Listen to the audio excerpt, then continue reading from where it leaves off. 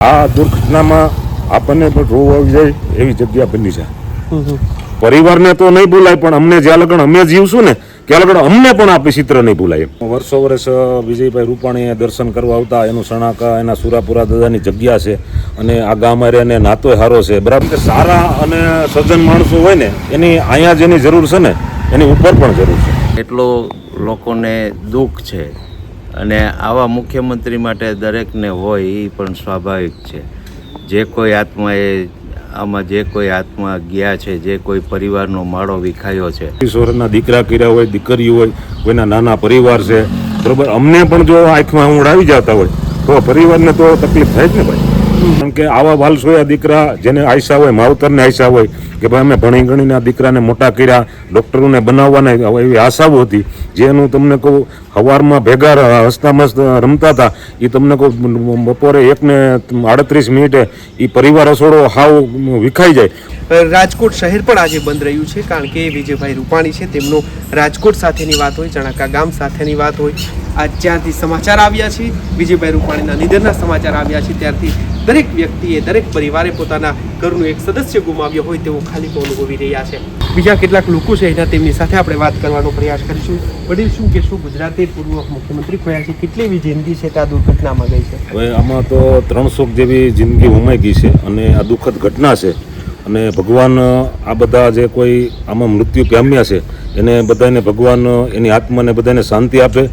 અને બીજી એવી મારી કેવો ભાવના છે કે આમાં કોઈ આવી દુર્ઘટના કોઈ દી ન બને એનું જરાક સરકાર ધ્યાન રાખે, કે જેથી કરીને આવા કોઈના ભાઈ દીકરા, બેન દીકરીઓ, કોઈના આખા પરિવાર હોમાઈ ગયા છે, બરાબર છે, અને ભગવાન આ બધાને શાંતિ આપે એવી મારી પ્રાર્થના છે. અને હું બધાને જેટલા એમાં આગમાં હોમાણા છે એને બધાને મારી ભગવાન પાસે પ્રાર્થના છે કે આ બધાને ભગવાન શાંતિ આપે. ઘણી એવી વડીલ ઘટનાઓ બનતી હોય છે, ક્યારે આપણે કલ્પી ન શકીએ અને કુદરત પાસે આપણે રંગ બની જતા હોય છે. આવી જ્યારે ઘટના બનતી હોય છે, પરંતુ એવા ઘણા પરિવારો છે તેમણે પોતાના વાલસોયા ખોયા છે, કોઈ પોતાના દીકરા ખોયા છે, ઘણા એવા નિર્દોષ વિદ્યાર્થીઓ જે હતા, ડૉક્ટર પોતે બને તે પહેલાં જ પોતાનું જીવનનો અંત આવી ગયો છે. ત્યારે વિજયભાઈ રૂપાણીનું આ ગામ સાથે ખાસ નાતું રહ્યું છે, ત્યારે કદાચ એમની જે છેલ્લી વખત જ્યારે અહીં દર્શન કરવા આવે છે ત્યારે કોઈ કલ્પના પણ નહીં કરી હોય. હવે એવું તો આમાં તો શું છે કે વર્ષો વર્ષ વિજયભાઈ રૂપાણીએ દર્શન કરવા આવતા, એનું સણાકા એના સુરાપુરા દાદાની જગ્યા છે અને આ ગામ એને નાતોય હારો છે, બરાબર છે, એટલે અહીંના ગામના ઘણા એને કામે સારા કર્યા છે. એટલે આ પબ્લિક છે એ કાયમી માટે રૂપાણી આપણા સાહેબનું આભારી રહેશે. એટલે આપણે જોતા હોઈએ છીએ કે એક સામાન્ય પદ આવી જાય તો પણ આપણે જોઈએ છીએ કે લોકોનો સ્વભાવ છે, તેમના જીવન છે તે આખું બદલી જતું હોય છે. પરંતુ એક મુખ્યમંત્રી જેવા પદ પર રહેવા છતાં ગ્રાઉન્ડ સાથે જોડાઈને રહેવું, જમીન સાથેનો તેમનો નાતો છે તે ઘણું બધું કહી જાય છે. કારણ કે સારા અને સજ્જન માણસો હોય ને એની અહીંયા જેની જરૂર છે ને એની ઉપર પણ જરૂર છે. આ દુર્ઘટનામાં આપણને પણ રોવ આવી જાય એવી જગ્યા બની છે. એટલે આપણે જોઈએ કેટલા એવા પરિવારો છે એરપોર્ટ પર, જે આસપાસ જે ઘટના બની હતી મેઘાણીનગરમાં આસપાસના, કોઈ એવા માતાઓ છે જે કલ્પના કરતા હતા દુઃખની ઘડી એવી કે કોઈ પોતાના પરિવારનું સ્વજનને અરખે વળાવેલો એનો ચહેરો ન જોઈ શકે. એ તો દુઃખ તો બધાને થાય ને, કે પણ કે 20-20 વર્ષના દીકરા કર્યા હોય, દીકરીઓ હોય, કોઈના નાના પરિવાર છે, બરોબર, અમને પણ જો આંખમાં ઊંઘ આવી જતા હોય તો પરિવારને તો તકલીફ થાય જ ને ભાઈ. શું કહેશો, આટલું દુઃખ છે, તમારી આંખમાં પણ આંસુ જોવા મળી રહ્યા છે, દરેક પરિવારની આજે જે આંખો છે તેમાં આંસુ છે, દુઃખ છે તે જોવા મળી રહ્યું છે. બધાને થાય આંસુ તો બધાને આવે, કારણ કે આવા વાલસોયા દીકરા જેને આશા હોય, માવતરને આશા હોય કે ભાઈ અમે ભણી ગણીને આ દીકરાને મોટા કર્યા, ડૉક્ટરોને બનાવવાના એવી આશાઓ હતી. જેનું તમને કહું સવારમાં ભેગા હસતા મસ્ત રમતા હતા, એ તમને કહું બપોરે 1:38 એ પરિવાર રસોડો હાવ વિખાઈ જાય તો ગમે એ માણાને આ આઘાત તો કોઈ દી જિંદગીમાં કોઈ નહીં. પરિવારને તો નહીં ભૂલાય, પણ અમને જ્યાં લગન અમે જીવશું ને ત્યાં લગન અમને પણ આ ચિત્ર નહીં ભૂલાય. આપણે જોઈએ છીએ પરિવારમાં એક સભ્ય તો ઠીક છે, એક નાનું પ્રાણી કે પશુ રાખેલું હોય, કદાચ એમને વેચવાની વાત આવે કે એમનું મોત થાય તો પણ એ વર્ષો સુધી નથી ભૂલી શકાતું હતું.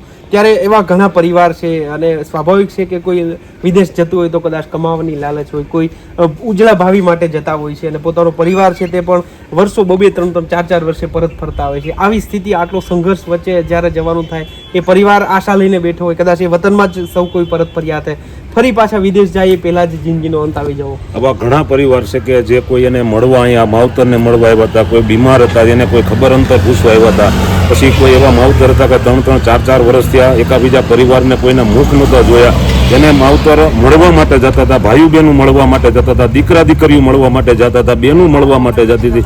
એ બધા લોકો બિચારા આ ભગવાનને પ્યારા થઈ ગયા છે. બહુ અફસોસ છે અમને બધાને. આપણે જો જોઈએ તો આ વિસ્તાર છે, આ ગામ છે તે મોટું ગામ છે અને સતત દોડભાડ વાળું ગામ રહેતું હોય છે, સતત લોકોની હલચલ હોય છે, દરેક ઓટલે હોય કે લોકોની અવરજવર રહેતી હોય છે, પરંતુ આજે આખું ગામ સ્તબ્ધ છે.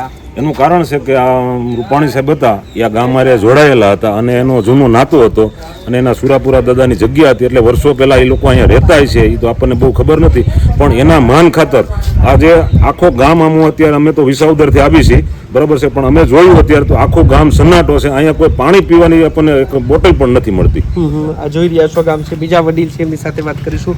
દાદા, શું કહેશો? આજે જે વિજયભાઈ રૂપાણીની સાથે સાથે ઘણી એવી જિંદગીઓ છે, નિર્દોષ જિંદગીઓ છે તે આગમાં ઉમાય છે, ત્યારે આ ચણાકા ગામ છે જેની સાથે વિજયભાઈનો નાતો રહ્યો છે, ગામ પણ આજે બંધ છે. જો કે મેં સાંભળેલું છે કે આ ગામ વિજયભાઈના સુરાપુરાને છે.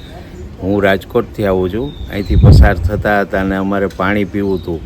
અમે બોટલ પાણીની વ્યવસ્થા અહીંયા થઈ નથી શકી, કારણ કે એટલો લોકોને દુઃખ છે. અને આવા મુખ્યમંત્રી માટે દરેકને હોય એ પણ સ્વાભાવિક છે. જે કોઈ આત્માએ આમાં જે કોઈ આત્મા ગયા છે, જે કોઈ પરિવારનો માળો વિખાયો છે, આ બધા આત્માઓને ઈશ્વર શાંતિ આપે એવી જ પ્રાર્થના પ્રભુ પાસે કરી શકીએ. આનાથી વિશેષ આપણે કાંઈ કહી શકીએ એવા અત્યારે સંજોગો નથી.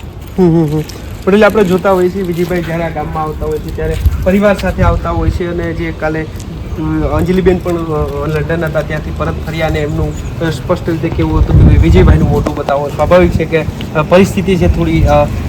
કૃષ્ણ ભગવાનની મૂર્તિ અને એક આપણા પિતાજી એ સહી સલામત રહ્યા છે, એટલે ભગવાન પાસે આપણે એવી અપેક્ષા કરી કે ભગવાન બધાને એવી પ્રેરણા આપે કે આપણે બધા ભગવાનને સનાતન ધર્મને માનવો છે, કે સનાતન ધર્મથી બીજો કોઈ મોટો નથી, કારણ કે સનાતન ધર્મ એમાં વિશ્વ છે, બાકી માનવ વિશ્વ નથી એમાં કોઈ.